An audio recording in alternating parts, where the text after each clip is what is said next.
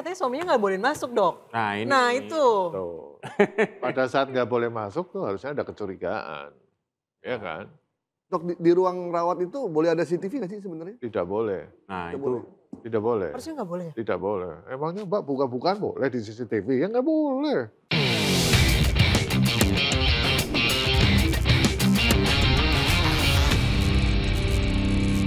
Apalagi dibikin terang, no gelap-gelap. Kali ini membahas yang gelap nggak? Mas Dok. Guy, Mas Mung. Terang, karena Iya kita bikin terang, kita bikin terang. karena narasumbernya bajunya putih. Iya, iya. Ya, ya. Hatinya juga putih. Putih.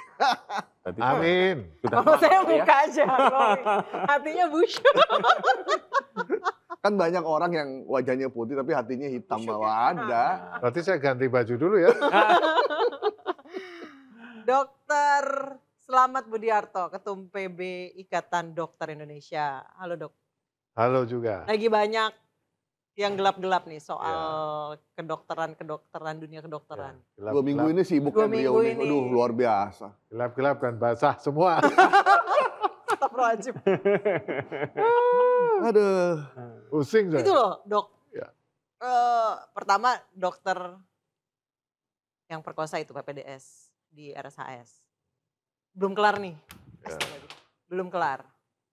Ada lagi yang melecehkan pasien dokter kandungan pula. Garut. Ada CCTV-nya. Ada Ada CCTV-nya. Yang terbaru di Malang katanya. Ya. Ada lagi. Ya kalau dicari semua pasti ada. Iya. Tapi kan korban yang mau speak up itu biasanya jarang ya. Karena biasanya korban kalau dalam posisi itu tuh nggak berani ngomong. Gimana? Apa yang bisa dilakukan ID nih dok? Apalagi dalam kondisi ID-nya kayak di... Undang-undang kesehatan. Maksudnya idenya dikebiri gitu maksudnya. Yang terus terang aja ngomongnya. Balas, Ya, oleh kan biar Udah jelas. poin gitu. aja. Diambil nih, diambil. Jadi gini. Dokter itu manusia. Punya nafsu. Oke, Itu harus diakui ya. Ya, Ya. Sama dengan wartawan. sama.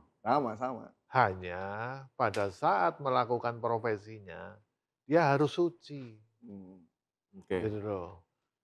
Manusia yang tadi itu ada nafsu itu harus ditekan habis. Kenapa? Ada sumpah dokter, ada kode etik kedokteran. Di situ sudah jelas diatur. Sumpah dokter itu di bawah Al-Quran loh kalau muslim ya. Udah kayak pejabat ya. Jadi kitab suci tuh di bawah kitab suci. Kitab suci Pak. Itu loh.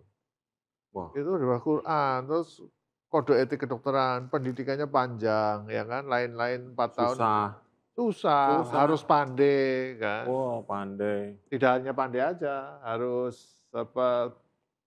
daya tahannya harus kuat. Bener itu. Kalau nggak kuat, Tahan susah. mental. Tahan mental. Sehingga profesi kita ini kan profesi yang unik. Karena kita diberi kewenangan untuk membuka aurat orang. Ya kan? Oh ya itu. Untuk periksa. Tanpa orang itu curiga ya. Nah, tapi ada tapinya. Tidak semua aurat dibuka tanpa izin. Semua harus izin. Payudara mau dibuka, izin dulu. Karena keluhannya ada benjolan di payudara, maka kami akan memeriksa. Gitu kan. Nah, kadang di dalam perjalanannya tadi ini, itu kan sebenarnya biasanya nih, kalau dokter yang baik, dia ada suaminya lah yang mendampingi. Tapi iya, bukannya protapnya gitu ya dok? Harus ada keluarga atau minimal Biasanya ya. perawat yang satu jenis Ya. kelamin. Itu himbauan. Oh itu imbauan, bukan protap ya? Misalnya begini, Mas berobat ke saya sama istrinya. Ya kepengen nggak diketahui diagnosanya oleh istrinya. Boleh, istrinya tak suruh keluar. Sendirian saya periksa. Iya. Karena sesungguhnya hak privasi tentang Kesehatan. penyakit itu loh hak asasi manusia pada diri sendiri seorang. Gitu loh. Ya kan? Oke. Di dalam perjalanan kita menghindari ekses-ekses negatif, maka kita butuh himbauan. Disampaikan sendirian ditemani ya kalau nggak ada keluarga oleh tenaga kesehatan, perawat, ada bidan dan lain-lain. Loh. Kita bisa minta berarti ya dok ya? Bisa. Malah biasanya rumah sakit atau klinik akan menawarkan. Apalagi dokter-dokter yang menyangkut organ-organ vital. Ya kan? Kalau dokter mata mah cuma mata kan? Ya. Gitu kan. Opsi. Nah itu memang menurut kami sudah membuat himbauan tak henti-hentinya ya. agar ada pendamping kan gitu loh. Kalau dia nggak ada keluarga adalah tenaga kesehatan. Misalnya nih sendirian ke dokter, nggak mau ditemani oleh perawat juga boleh. Karena nggak pengen diketahui penyakitnya, biar hanya dokter aja. Oke. Gitu loh. Berarti kuncinya atas permintaan ya, izin dan permintaan tadi. Semua izin pasien. Oke. Iya. Jadi dokter itu, jadi gini, membuka aurat orang Oke. dilarang. Ya. Memegang payudara orang dilarang. Dilarang. Syarat dan ketentuan berlaku. Oke. Jika pasien ada keluhan dan dia menyatakan oke diperiksa, maka diperiksa harus izin. Itu loh, tidak belum izin terus buka-buka terus nggak boleh. Itu etikanya di situ, kode etiknya. Itu loh. Ya. Kayak misalnya nih Mas Gaib, Mas Pung ketika istrinya periksa kandungan itu sama dokternya disuruh masuk nggak sih? Ada yang disuruh masuk memang. Kalau saya menemani istri, kebetulan kan dokternya perempuan ya. Oh. Tapi ketika ada pemeriksaan ya kita harus ya kan ada ruang khusus gitu ya dok ya, ditutup gitu. Tapi kita tetap di ruangan itu, tapi nggak bisa ngeliat. Nah kalau yang ini katanya suaminya nggak boleh masuk dok. Nah ini. Nah itu. Tuh. Pada saat nggak boleh masuk tuh harusnya ada kecurigaan, ya kan? Dok, di ruang rawat itu boleh ada CCTV nggak sih sebenarnya? Tidak boleh. Nah Tidak itu. boleh. Tidak boleh. Harusnya nggak boleh ya? Tidak boleh. Emangnya Mbak buka-bukaan boleh di CCTV? Ya nggak boleh. Gitu loh. Itu kan ranah privasi. Ada kita sistem teknologi untuk ilmu pengetahuan. Jadi yang pasang CCTV itu siapa? Misalnya operasi Rumah nih. sakit. Rumah sakit. Operasi ya. Ya. Untuk belajar diselarkan, tapi kan bukan wajahnya, bukan auratnya. Bagian Langsung itu di ya? bagian Ya, yang ya, di. ya. Ya, Dan ya, itu juga harus izin pasien. Boleh nggak ini di tuh? Harus izin juga. Untuk pembelajaran ya dok ya. Jadi kalau yang kemarin tersebar itu berarti dia melanggar dong? Secara hukum itu polisi lah yang menentukan. Tapi secara apakah menggunakan CCTV untuk membongkar kejahatan kan itu kan? Masang CCTV-nya salah, Oke. ya kan? Kejahatannya terbongkar. Dok. Itu urusannya polisi. Kan yang kasus PPDS ini yang di RSHS Bandung ya. RSHS. RSHS itu kan ya memang dokternya salah, besar ya memang. Maksudnya Pelaku jelas salah. salah ya. Jelas salah. Nah, tapi kan dia ada pengawasan di situ. Ya, Dia kan tidak sendirian kan. ya. Terus dia menggunakan obat bius. Dari mana dia mendapatkan itu? Bukankah semua memeriksa, menyuntik, mengambil obat itu semua tercatat seharusnya? Nah itu sebenarnya mau saya bahas berikutnya. Jadi dokter kan punya sumpah, punya kodeki. Begitu dia masuk rumah sakit, ada namanya hospital by law, ada namanya kewenangan klinis, ada namanya SOP. Hospital by law itu peraturan rumah sakit. Kemudian kewenangan klinis itu saya residen semester 1, kewenangannya apa aja? Ada. Kewenangannya apa aja? Semester 2 kewenangannya apa? Dokter spesialis kewenangannya apa aja? Itu semua ada. Kemudian ada SOP. Begitu dokter sudah meriksa tempatnya di mana, siapa yang mendampingi, menulis resep, resepnya sudah lengkap belum, umur, berat badan, dan lain-lain. Yang membawa resep ke apotek siapa, itu ada semua itu. Kemudian yang ngambil obat siapa, itu ada semua. Itu namanya tata kelola rumah sakit. Makanya rumah sakit ada akreditasi rumah sakit. Ini menurut saya ada keteledoran, mungkin tata kelolanya kurang baik. Padahal itu rumah sakit vertikal loh. Rumah sakit di bawah Kementerian Kesehatan. Iya. Hebat kan? Di bawah Kementerian Kesehatan tipe Itu A. rujukan sebandung raya itu. Iya. Tipe A kan? Iya, Saya dengan kebetulan kejadian itu. kuliah di Bandung, jadi ya RSHS tuh kayak top notch-nya rumah sakit. Iya. Dengan kejadian seperti ini, masyarakat jadi tidak percaya. Artinya bisa, mohon maaf, tanda kutip, oh rumah sakit ini aman gak sih bagi masyarakat kan itu.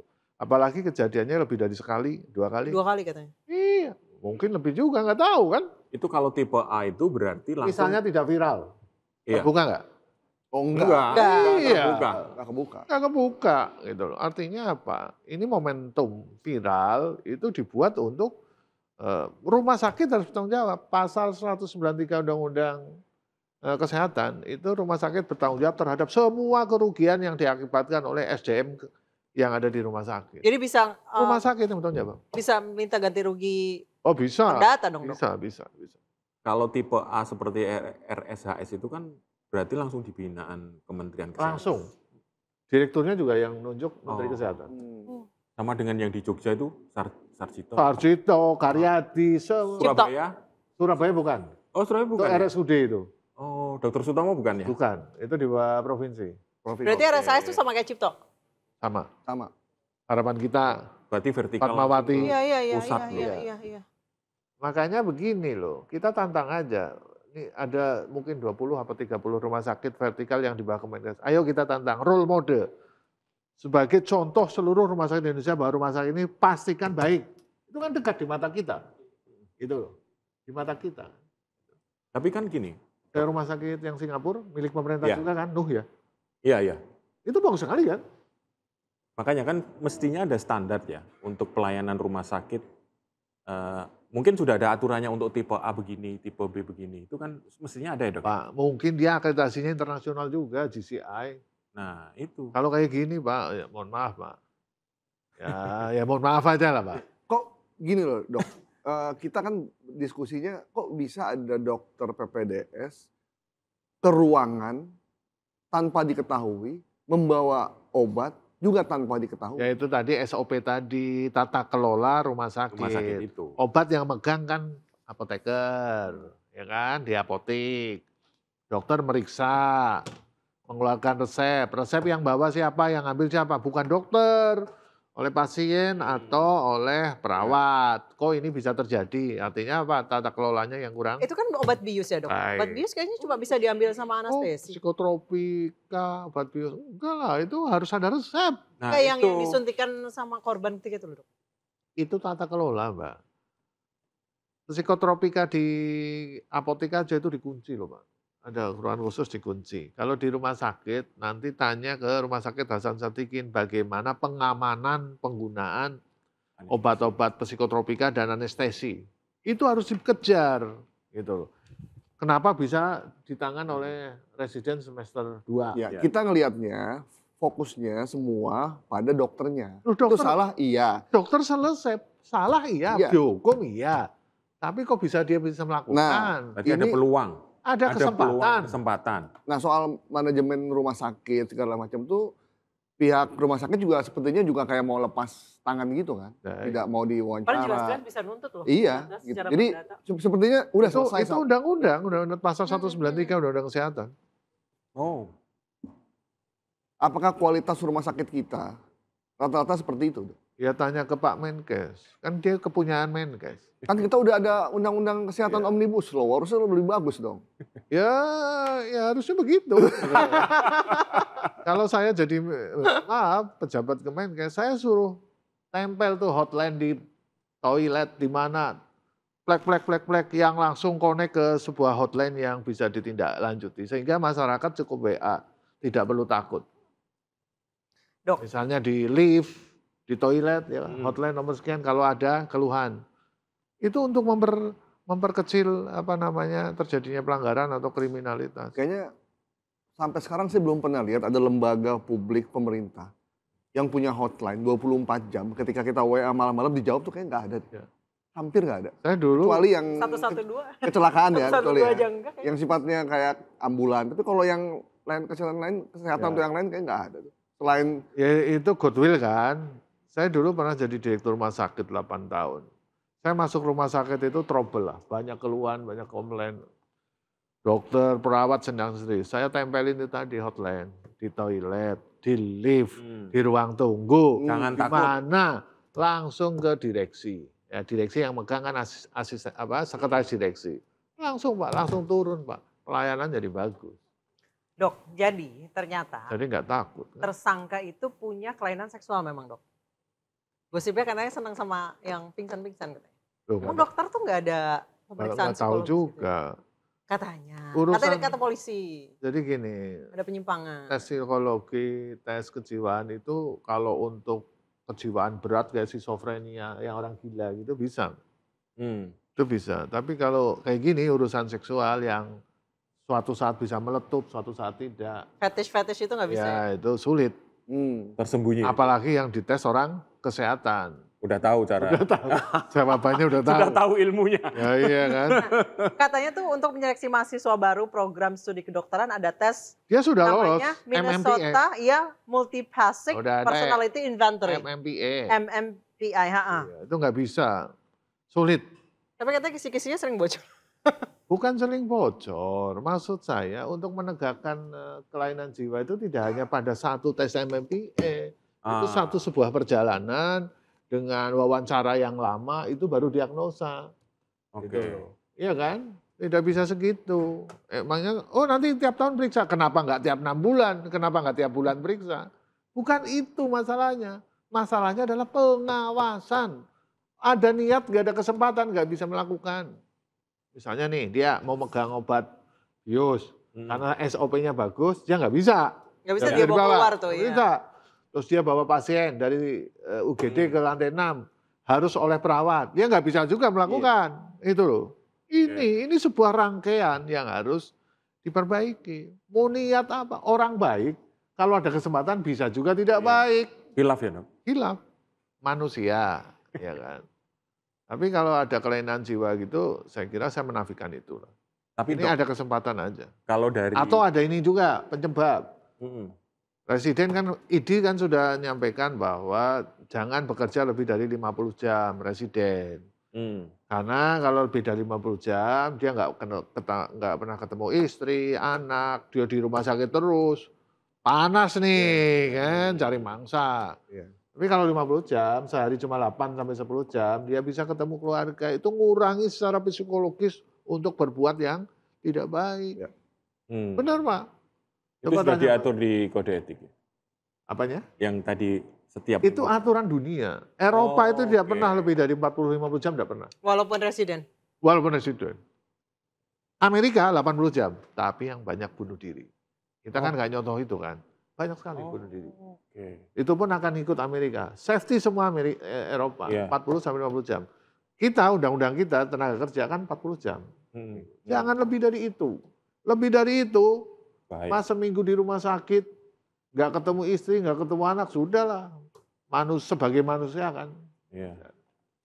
Itu kalau di luar negeri gitu ya, PPDS yang di rumah sakit itu kayak apa peran dan fungsinya? Dan termasuk peran dari pemerintah, rumah sakit maupun asosiasi dokternya? PPDS itu kan dokter, ya kan? Dia dokter yang magang.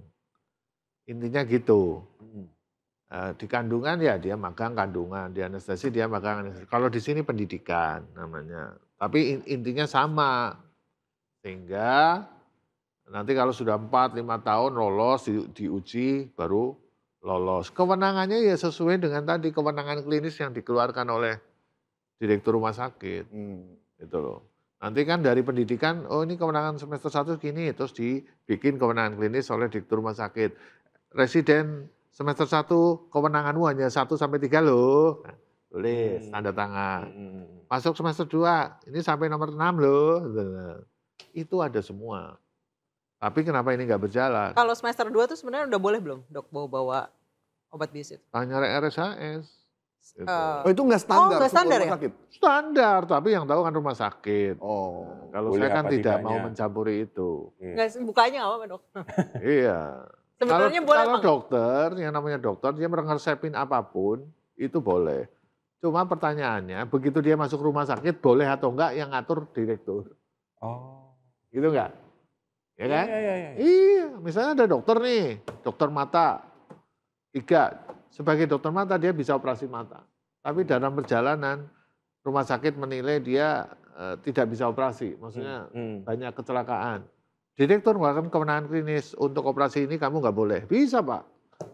Secara kewenangan, secara holistik dia mampu, bisa. Tapi masuk rumah sakit yang menentukan adalah direktur rumah sakit. Betul loh. Karena teman saya bilang udah bener kalau gitu kita berobat di luar negeri aja. Oh enggak, itu bukan salah. Tidak apple to apple. Mungkin kalau di luar negeri sekali kita konsul bayarnya berapa? 1 juta rupiah. Di kita berapa? 40.000 rupiah BPJS. Untuk dokternya. Untuk dokternya loh ya. Iya. Karena dokter Nggak dok BPJS 700.000 dok. BPJS bayar 200.000 nih. Nah ini masalah uang aja. 200.000 itu yang untuk dokternya itu 40 sampai 60.000. Ya. Bayangkan dengan Singapura. Lebih lah 2 juta sana. Enggak apple to apple.